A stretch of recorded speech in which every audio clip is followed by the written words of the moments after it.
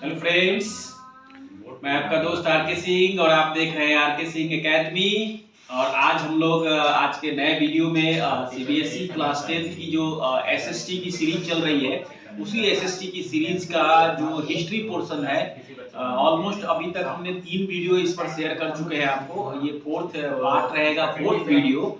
अभी मैं छोटा छोटा वीडियो आपको शेयर कर रहा हूँ क्योंकि आपको समझने में आसानी हुई, क्योंकि काफी लंबा वीडियो काफी लेंदी हो जाता है। So this is not good for remembering as a history point of view.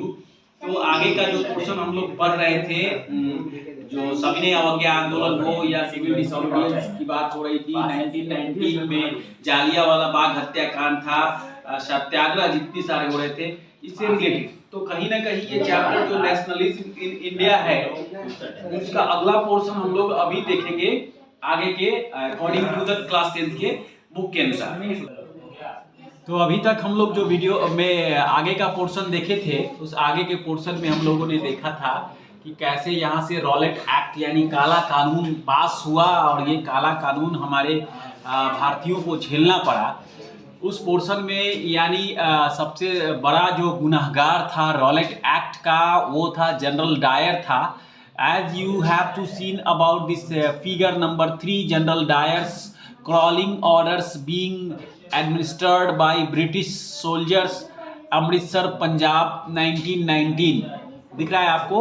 तो ये पंजाब में अमृतसर शहर में कैसे जालियांवाला बाग हत्याकांड हुआ, काफ़ी जघन्य अपराध कहा जा सकता है आज के हमारे इतिहास में।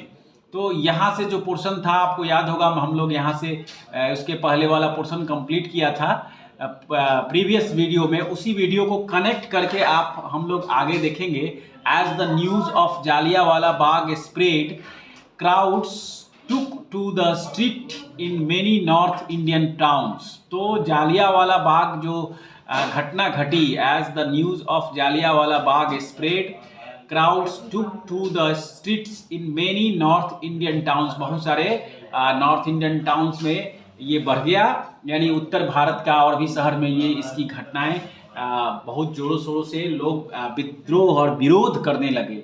There were strikes, clashes with the police and attack on government buildings. तो जो अंग्रेज पुलिस थे और आम जनता थी, सब उस पर पुलिस पर अटैक करना, सरकारी आवास जो भी कोर्ट हो, कचहरी हो, बैंक हो, स्कूल्स हो, कॉलेज, सब पर लोग अपना गुस्सा दिखाना शुरू कर दिया। जाहिर है गुस्सा होना ही चाहिए क्योंकि ये इतनी जघन्य घटना घटी थी। The government responded with brutal repression, और सरकार ने कहा कि किस तरह से इसको दबाया जाए, दमन किया जाए। Seeking to humiliate and terrorise people, लोगों को इस तरह से दमन कर दो कि लोग एकदम रेंगते रहे, कछुए की चाल में चले, यानी कि दबाने की ये नीति थी।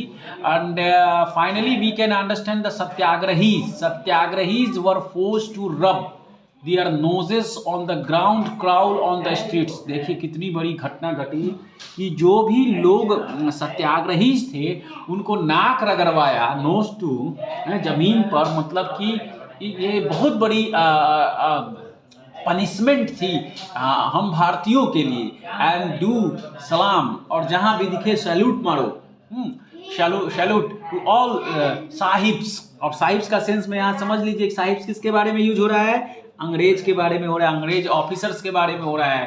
People were flogged and villages around Gujranwala in Punjab, ये भी जगह का नाम है पंजाब में, गुजरानवाला। नाउ इन, अब वो जो है वो पाकिस्तान में है, now in Pakistan. Were bombed seeing violence spread, Mahatma Gandhi called off the moment. तो Mahatma Gandhi called off the moment while the Rowlatt Satyagraha had been widespread movement, it was still limited mostly to cities and towns। तो ज़्यादा से ज़्यादा जो ये घटनाएं घटी और लोग आंदोलन में जो भाग लिए, वो शहर में और नगर में, बड़े बड़े जो सिटीज़ हैं उसको शहर कहा जाता है, और छोटे छोटे जो है टाउन जो शहर कहा जाता है। जैसे हमारा आरस टाउन है, लेकिन पटना कहें, पटना सिटी हो गया, वो बड़ा शहर हो गया, मुंबई हो गया, कोलकाता हो गया, चेन्नई हो गया, कानपुर हो गया, पुणे हो गया, ये सब बड़े बड़े शहर हैं. These are the cities. So Mahatma Gandhi now felt the need to launch a more broad-based movement in India. और ये इस समय का टाइम पीरियड था, काफ़ी तेज़ी से ये इसका प्रचार प्रसार किया गया, बढ़ावा किया गया. So one of the Mahatma Gandhi now felt to need to launch a more broad-based movement in India, but he was certain that no such movement could be organized without bringing the Hindus and Muslim closer together. यानी कोई भी बहुत बड़ी घटना, incident जो विरोध करनी हो तो दोनों को जोड़ करके हिंदू और मुस्लिम्स, यानी कहने का मतलब ये है कि उस समय जो सबसे ज़्यादा जनसंख्या थी वो हिंदुओं की थी और हिंदुओं के बाद इस्लाम धर्म की थी, मुसलमान भाइयों की थी. तो ये हिसाब से ऐसा देखा गया कि भाई हम अगर साथ साथ ये नहीं कर पा रहे हैं तो ये अपने आप में बहुत बड़ा प्रॉब्लम क्रिएट हो जाएगा कि हिंदू कहीं और जाए, मुस्लिम कहीं और जाए, ये नहीं होना चाहिए था. तो ये इस हिसाब से दोनों को एक साथ जोड़ने की कोशिश गांधी जी ने की, closer together. One way of doing this he felt was to take up the Khilafat issues. Khilafat आंदोलन कहा जाता है, यानी हम आपके इस बातों से, इस कानून से खिलाफत है, हम आपसे सहमत नहीं हैं. The first world war had ended with the defeat of Ottoman Turkey. अब इसी समय क्या हुआ था कि प्रथम विश्व युद्ध जो है वो समाप्त हुआ था. 1918 में प्रथम विश्व युद्ध समाप्त हुआ था. The first world war had ended with the defeat of Ottoman Turkey. Turkey को हारने के बाद युद्ध समाप्त हुआ.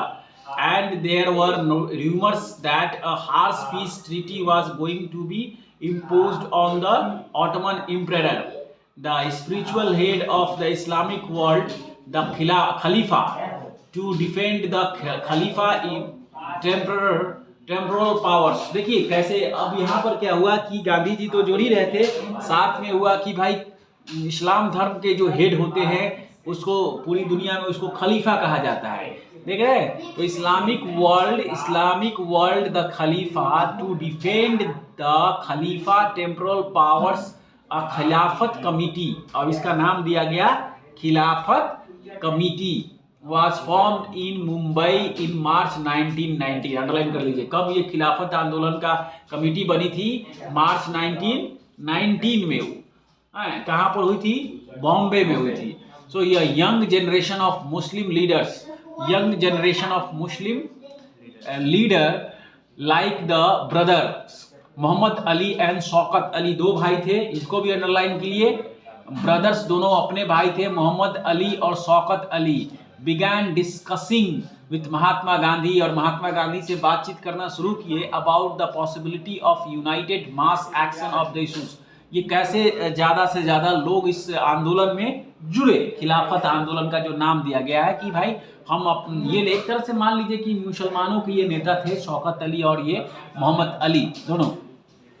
सो began discussing with Mahatma Gandhi about the possibility of a united mass action on the issues.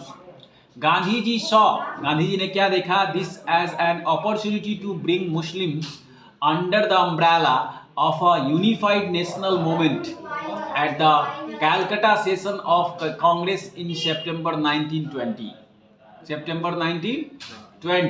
He convinced other leaders of the needs to start a non-cooperation movement in support of Khilafat as well as for Swaraj. तो स्वराज आंदोलन के लिए, यानी कहने का मतलब ये हुआ कि Gandhi about the possibility of united mass action, बहुत बड़ा एक्शन लिया.